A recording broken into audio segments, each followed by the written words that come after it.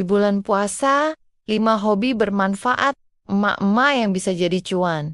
Sebelum lanjut, tolong klik subscribe dan like ya Bu. Dan juga kalau sekiranya video ini manfaat, bantu share ke teman-teman yang lain ya.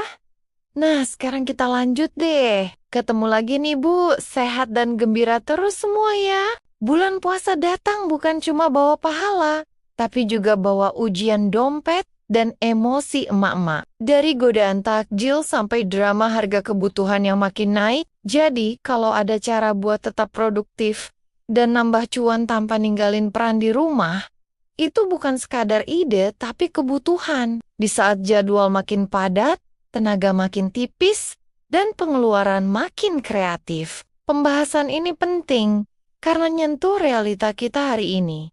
Emak-emak yang dituntut tetap hangat di rumah, tapi juga sigap menjaga isi dompet tetap bernapas. Media juga sudah bilang, kondisi ekonomi bikin rumah tangga harus makin pintar cari peluang. Semua media pernah menulis bahwa ibu rumah tangga kini banyak beralih ke usaha rumahan dan ekonomi kreatif untuk menambah penghasilan keluarga karena tekanan biaya hidup makin terasa di berbagai daerah. Artinya, hobi yang biasanya cuma jadi pengisi waktu bisa naik level, jadi penyelamat saldo, bukan cuma buat beli takjil, tapi juga buat jaga kewarasan.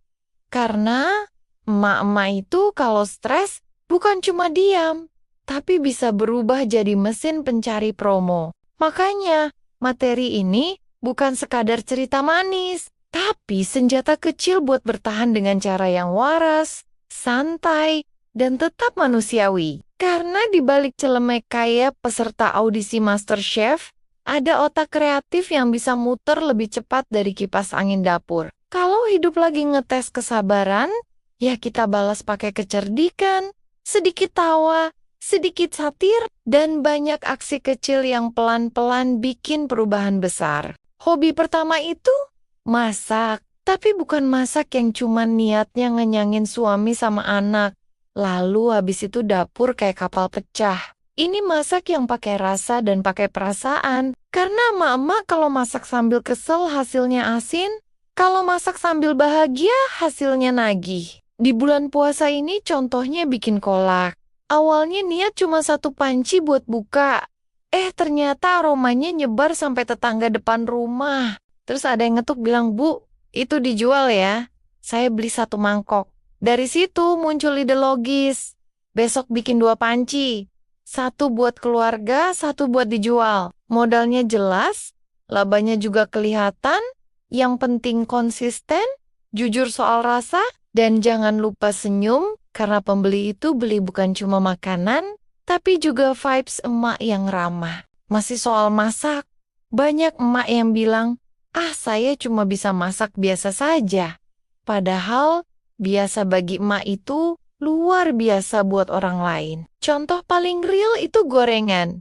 Emak-emak itu profesor gorengan, tahu kapan minyak harus panas, kapan tempe harus dicelup, kapan harus diangkat. Ini keahlian tingkat tinggi yang sering diremehkan. Kalau 1 hari jual 100 potong gorengan, yang kelihatannya receh, tapi kalau dikumpulin, bisa jadi uang belanja seminggu. Jokesnya, emak-emak itu bukan pedagang kecil, tapi manajer krisis ekonomi rumah tangga yang berskala nasional. Karena tiap hari mikirnya sama, hari ini makan apa, tapi dompet jangan nangis. Hobi kedua itu ngeracik minuman.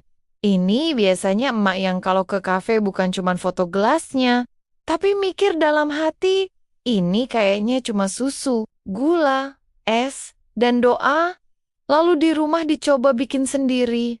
Gagal 1 kali rasanya kayak air teh. Gagal 2 kali rasanya kayak air galon campur kenangan. Tapi pas jadi rasanya langsung pengen buka usaha. Contoh realnya di bulan puasa orang haus parah. Jual es kopi susu, es coklat, es jeruk peras. Dikemas pakai botol lucu, dikasih nama aneh dikit tapi nyantol. Misalnya es galau sore hari, es bahagia sebelum maghrib. Itu bikin orang bukan cuma pengen minum tapi pengen cerita. Dan dari situ pembeli datang bukan karena lapar saja, tapi karena penasaran. Masih soal minuman, logisnya begini. Orang beli minuman dingin di luar karena mereka capek, panas, dan pengen yang praktis. Emak tinggal manfaatin kondisi itu, bikin 10 botol pagi hari, taruh di kulkas, sore tinggal jual. Promosi paling ampuh itu status foto gelas pakai caption lebay dikit.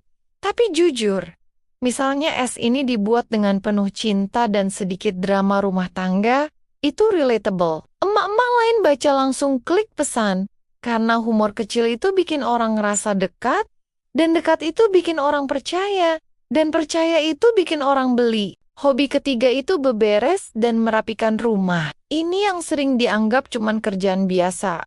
Padahal ini skill yang mahal, karena nggak semua orang kuat melihat berantakan tanpa pusing. Contoh realnya, ada tetangga yang rumahnya kecil, anaknya banyak, suaminya jarang bantu. Emak itu pengen rapi tapi capek duluan.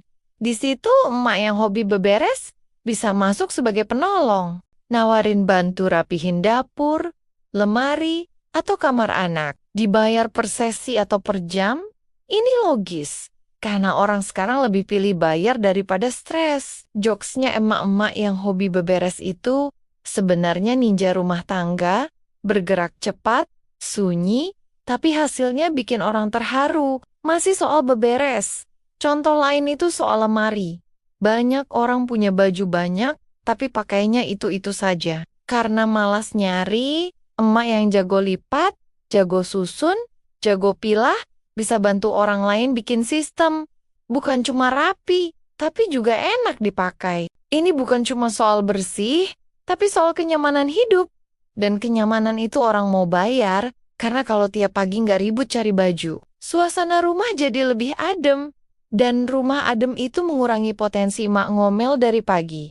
Hobi keempat itu nulis atau curhat. Ini buat emak yang kalau capek bukannya tidur, tapi malah ngetik panjang di notes HP. Cerita soal anak, soal suami, soal hidup, soal diri sendiri yang kadang pengen kabur, tapi inget cicilan.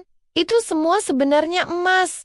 Karena cerita emak itu real, bukan teori, bukan motivasi palsu, tapi pengalaman. Contoh logisnya, banyak platform yang butuh tulisan, blog, media online, akun curhat, asal ditulis jujur, rapi, dan konsisten. Lama-lama ada yang baca, ada yang nunggu, dan ada yang mau bayar. Masih soal nulis, contoh paling dekat itu bikin cerita di media sosial. Satu postingan soal anak susah makan bisa dapat ratusan komentar, karena semua emak pernah ada di fase itu.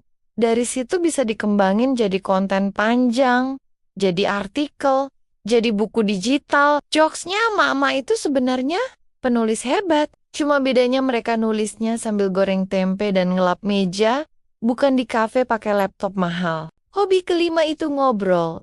Ini senjata pamungkas emak-emak.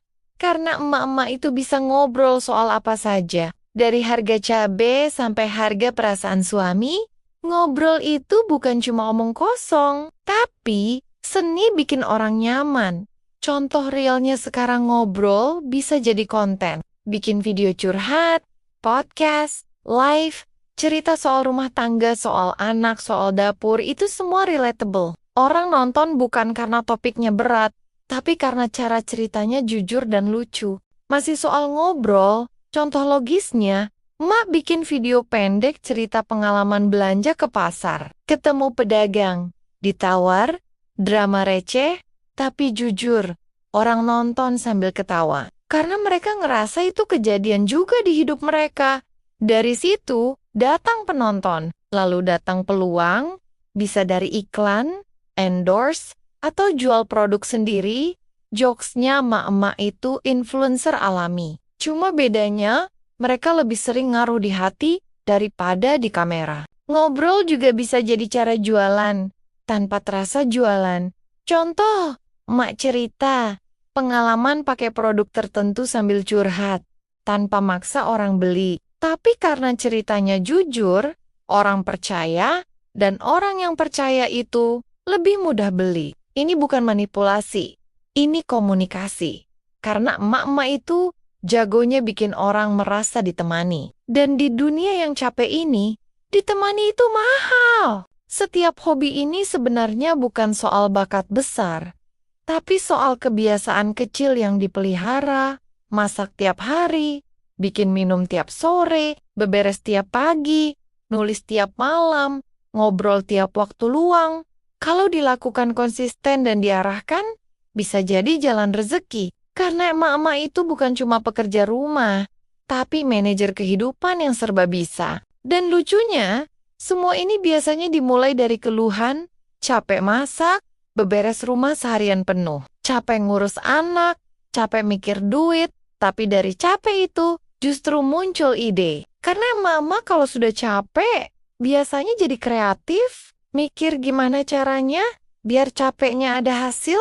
Dan disitulah hobi berubah jadi cuan, pelan-pelan tapi nyata. Kadang kita sibuk ngurus dapur, anak, rumah, suami, dan semua isi dunia, sampai lupa kalau diri sendiri juga bagian dari yang perlu dirawat. Padahal di balik celemek itu ada hati yang capek tapi tetap jalan, ada pikiran yang penuh tapi masih sempat mikir menu besok, dan ada jiwa yang kuat walau sering pura-pura santai sambil bilang semua baik-baik saja. Ya meskipun dompet suka drama di tanggal tua, tapi senyumnya masih dipaksain biar anak lihat ibunya tetap bahagia. Kalau dipikir-pikir, emak-emak itu mirip paket lengkap serba bisa. Bisa jadi koki, manajer keuangan, psikolog keluarga, motivator anak, sekaligus entertainer di rumah sendiri. Bedanya kita jarang digaji, tapi tetap masuk kerja tiap hari tanpa libur.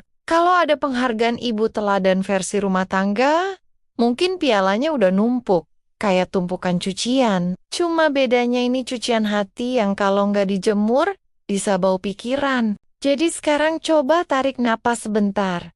Luruskan punggung, angkat dagu, dan bilang pelan-pelan ke diri sendiri bahwa kita ini bukan cuma emak-emak biasa. Kita ini emak-emak luar biasa yang lagi proses naik level. Bukan mau jadi sempurna, tapi mau jadi lebih baik, lebih tenang, dan lebih berani ngelola hidup sambil tetap ketawa. Walau masalah suka datang barengan, kayak diskon akhir bulan. So, terima kasih banget buat semua yang sudah menonton video ini. Sampai jumpa di obrolan serta cerita yang lebih menarik di video berikutnya. Salam semangat buat ibu hebat.